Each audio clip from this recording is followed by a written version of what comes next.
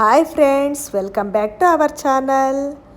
ఎద్దనపూడి సులోచనారాయణ గారు రాసిన కీర్తి కిరీటాలు నవల్లోని తర్వాయి భాగాన్ని విందామా అండి?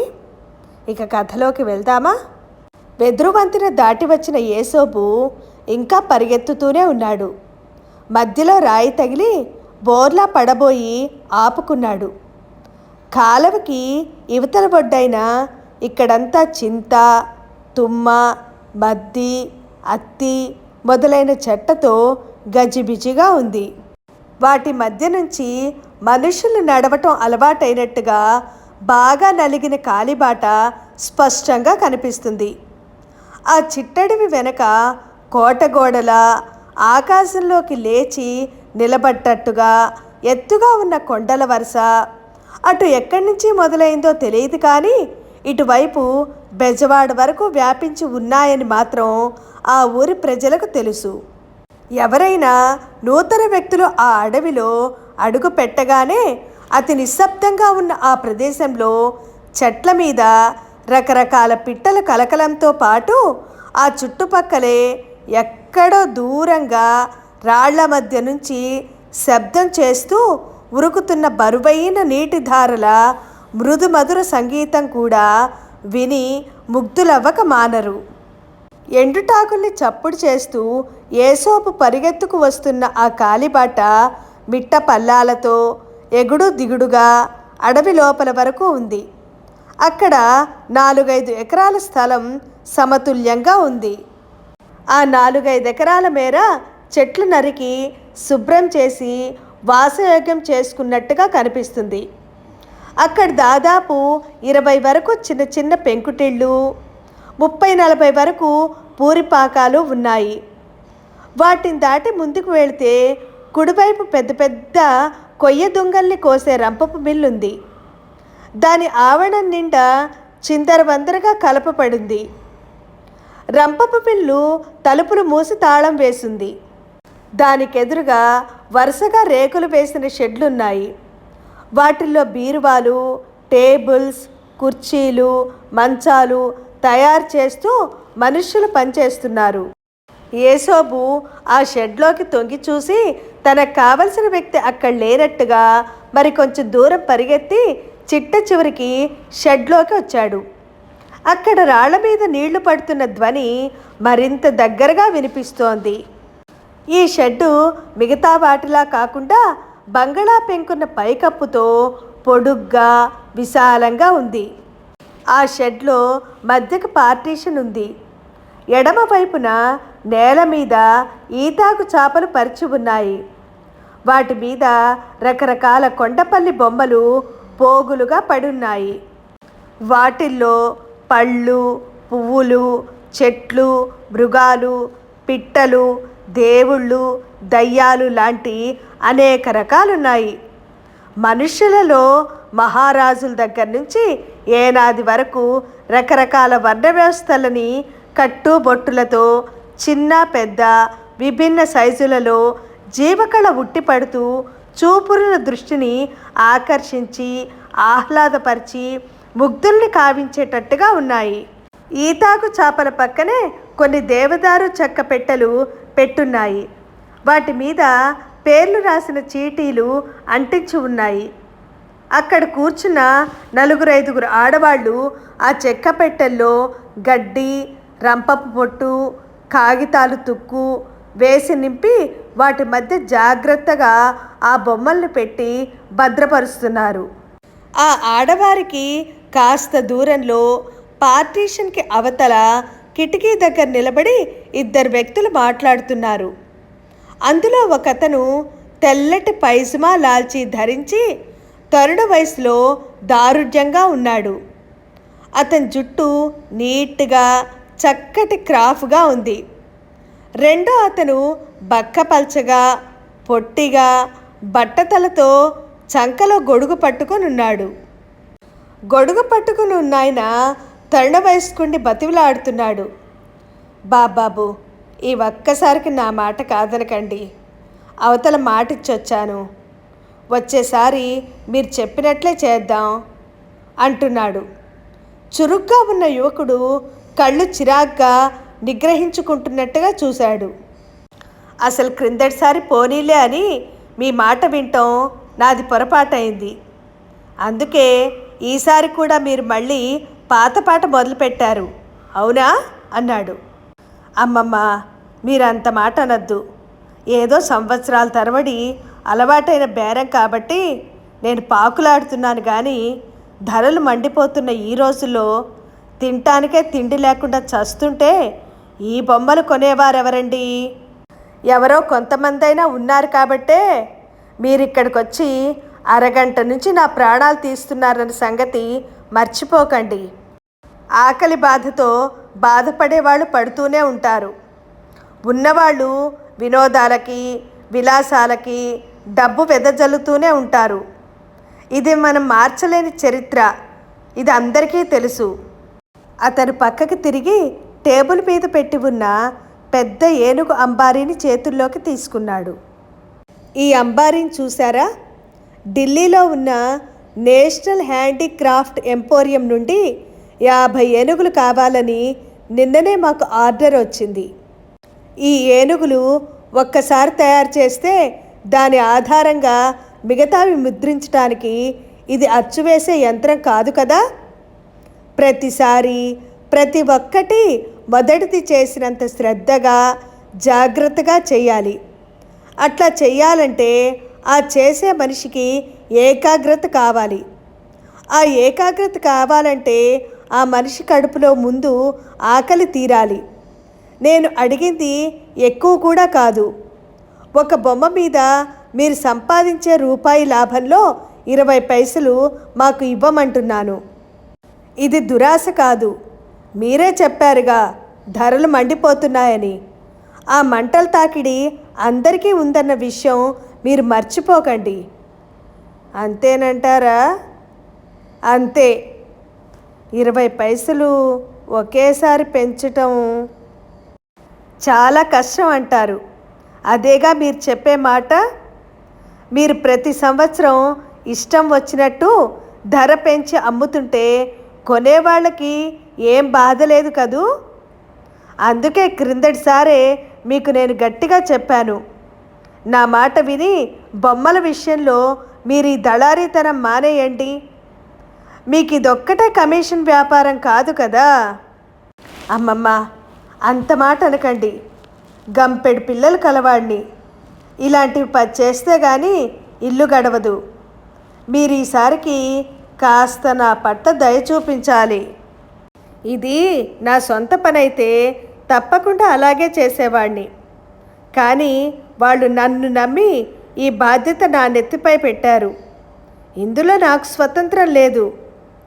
అతను అంటుండగానే అక్కడికి పరిగెత్తుకొచ్చిన ఏసోబు అతని చేయి పట్టుకున్నాడు. తాతగారు మిమ్మల్ని రమ్మంటున్నారు. మన ఇంటికి పెద్ద కారు వచ్చింది ఆయాసపడుతూ చెప్పాడు. కారా?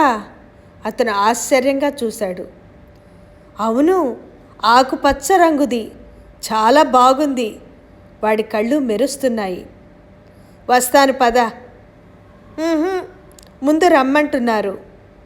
అతను ఏసోబు ముఖంలోకి తదేకంగా చూశాడు. తర్వాత ఏమనుకున్నాడో ఏమో చేతిలో ఏనుగు అంబారీని టేబుల్ మీద పెట్టాడు. జేబులో నుంచి తాళం చెవులు గుత్తి తీసి అక్కడున్న అల్మరాకి డ్రాయర్కి తాళం వేసి యువతలకు వచ్చాడు. పార్టీషన్ దాటి బయటకు రాగానే అక్కడ పనిచేస్తున్న ఆడవారిలో ఒక ఆమెతో, మాణిక్యం, రంగడొస్తే నేను పని మీద వెళ్ళానని చెప్పు. అందరూ వెళ్ళిపోయిన తర్వాత షెడ్లన్నీ జాగ్రత్తగా తాళాలు వేయమను అని పురమాయించి బయటకొచ్చాడు. చంకలో గొడుగున్నాయన కూడా అతను వెనకే వచ్చాడు. వెదురు వంతెన మీద నడుస్తుండగా, నా మాట ఇంకోసారి బాగా ఆలోచించండి బాబు అంటూ అర్థించాడు. నాకు ఇన్నిసార్లు ఆలోచించటం అలవాట్లేదు. ఒక్కసారే బాగా ఆలోచిస్తాను. ఏ వస్తువైనా కొనేవాళ్ళు ధరలు అడిగే రోజులు పోయి అమ్మేవాళ్ళు చెప్పే రోజులు వచ్చాయని మీరు గుర్తించడం మంచిది. వస్తాయి బాబు, వస్తాయి. మధ్యలో మీలాంటి మహారాజులు వచ్చి వాళ్ళకి తెలివితేటలన్నీ నేర్పుతుంటే రాకేం చేస్తాయి. ఇది వరకంతా బొమ్మలు అమ్మి పెట్టమని నా వెనక తిరిగిన వాళ్ళు కాదు వీళ్ళందరూ. ఇప్పుడు నాకే బేరం చెప్పే మొరగాళ్ళైపోయినారు. ఎప్పుడూ ఒకళ్ళే లాభం పొందటం న్యాయం కాదు కదండి. అతను వెనక్కి తిరిగి నవ్వుతూ అన్నాడు. ముగ్గురు వెదురు బంతిని దాటి ఇవతలొడ్డుకి వచ్చారు. చీకటి పడుతుంది, మరి నేను వెళ్ళి రానా? ఎంతో వినయంగా అడిగాడతను. వెళ్ళండి, పాత బేరమే చెప్పేటట్టయితే ఇక రాకండి, నిర్మోహమాటంగా అన్న అతను గుడివైపు సందులోకి మళ్ళాడు. సరే, మీ మాటే కానివ్వండి, నేను సోమవారం వస్తాను. డబ్బు మొదటే అంతా చెల్లించాలని మీ ప్రొప్రైటరీకి చెప్పండి. వాయిదాల పద్ధతి కుదరదు. నేనైతే చెబుతాను మరి, కానీ ఎప్పటినుంచో అలవాటైన పద్ధతి. ఒక్కసారి వదులుకోగలరా? నా సాయశక్తిలా చెప్పి చూస్తాను. వస్తాను, సెలవు. అతను కేక పెట్టి చెప్పి వెళ్ళిపోయాడు. ఎవర్రా వచ్చింది యేసోబు? గోపాలం గారా? ఆరు నాకు తెలియదండి. కాదు, ఎవరో కొత్త వాళ్ళు. ఒకళ్ళ ఇద్దరా? ఒక్కడే. తాతగారికి ఉత్తరం తెచ్చాడు, అర్జెంటట. దానికి మీరు సమాధానం చెప్పాలట. అతని చెయ్యి యేసోబు భుజం మీద ఆత్మీయంగా ఆనింది. సరే కానీ మధ్యాహ్నం నువ్వు చూసిరాత్రి రాసావా లేదా? ఎక్కడండి, రత్తమ్మ రాత్రి పుట్టిన ఆవుదూడని చూస్తుండమని చెప్పింది. రత్తమ్మ చెప్పిందా? నువ్వే దాంతో ఆడుతూ కూర్చున్నావా? రాత్రికి నేను పడుకోబోయే లోపల రాసి చూపించుకుపోయావంటే. అతను నవ్వుతూ యేసోపు చెవి మెలిపెట్టాడు. గోడకుచ్చి వేయిస్తారు, నాకు తెలుసుగా. పళ్ళన్నీ కనిపించేలా నవ్వాడు. అతను ఇంటి ముందు ఆగి ఉన్న ఆకుపచ్చ రంగు కార్ని చూశాడు. అతని కనుబొమ్మలు ఆలోచనగా ముడిపడినాయి. ఆ కారు ఎవరిదో అతనికి తెలియదు. ఇల్లు చేరుకొని వరండాలో అడుగు పెట్టిన అతను చకచకా మెట్లెక్కి పైకొచ్చాడు. పిలిచావా తాతయ్య? అతని కంఠం వినగానే కింద కూర్చొని ఉన్న తలగుడ్డ మనిషి చప్పున లేచి నమస్కరించాడు. ఏం భీముడు, మనవడు పుట్టాడటగా? అతన్ని దాటి వెళ్తూనే కూర్చోమన్నట్టు చేత్తో సైగ చేస్తూ పలకరించాడు. చిత్తం బాబు, బార్సాలకి తాతగారు మంచి రోజులు చూస్తున్నారు అన్నాడతను.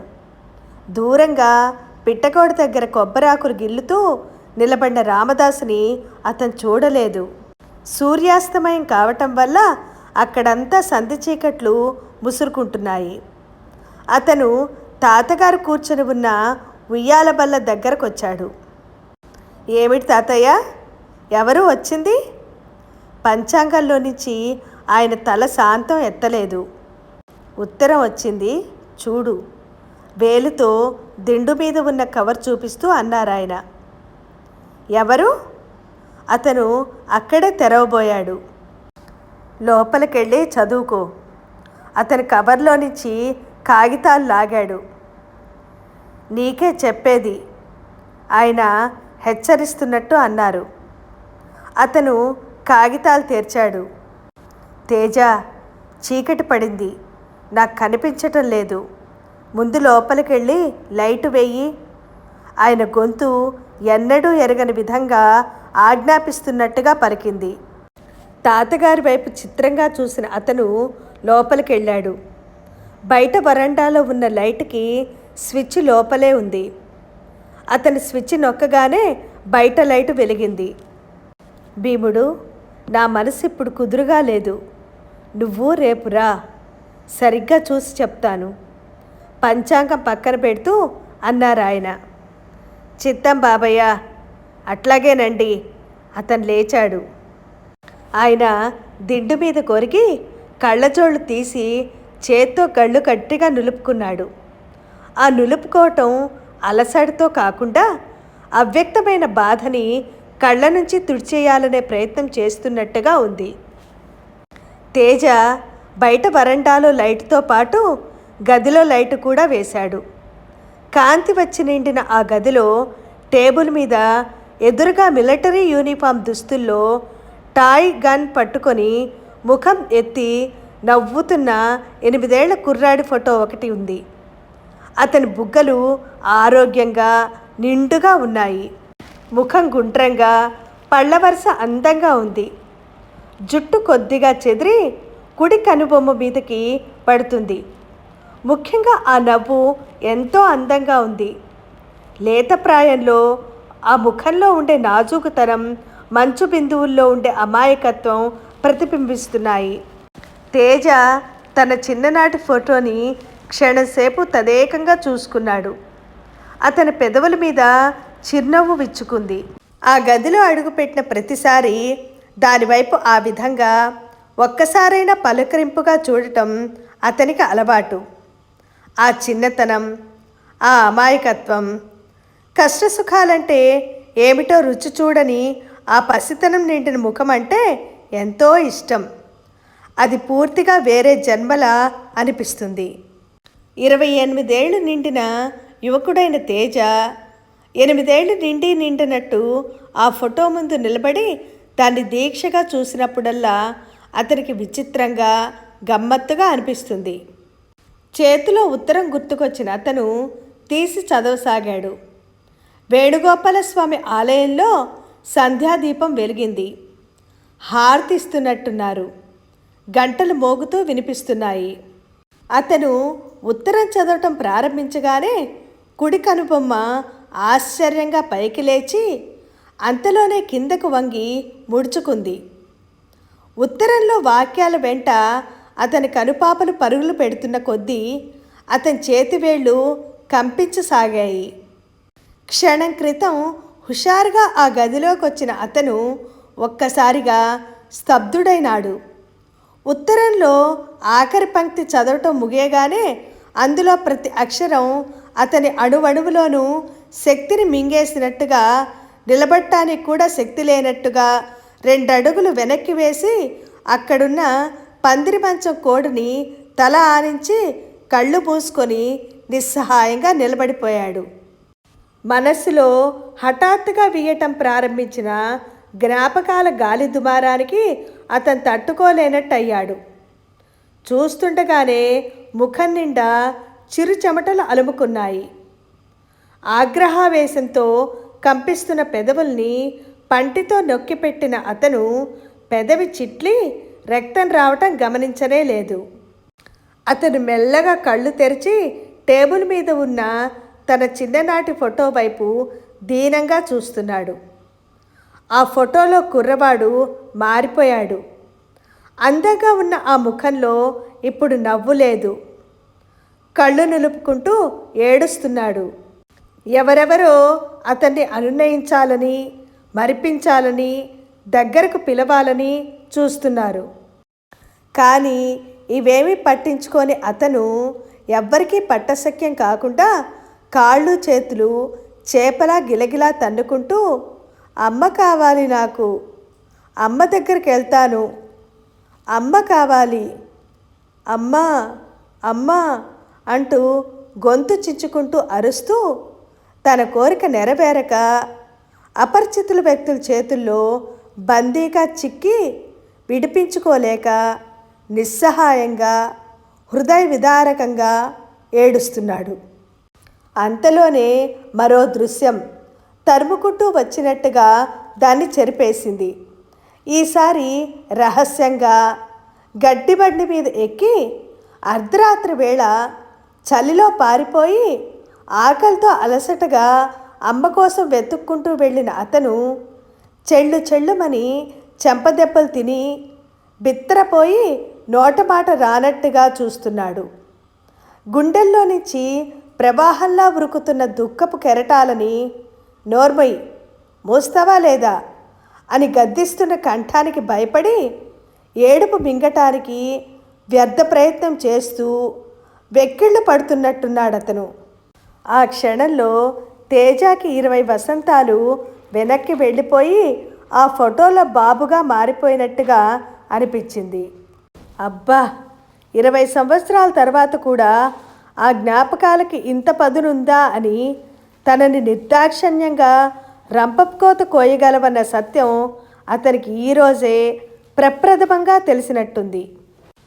ఫ్రెండ్స్, కీర్తి కిరీటాలు నవల్లోని తర్వాయి భాగాన్ని నెక్స్ట్ వీడియోలో విందాం.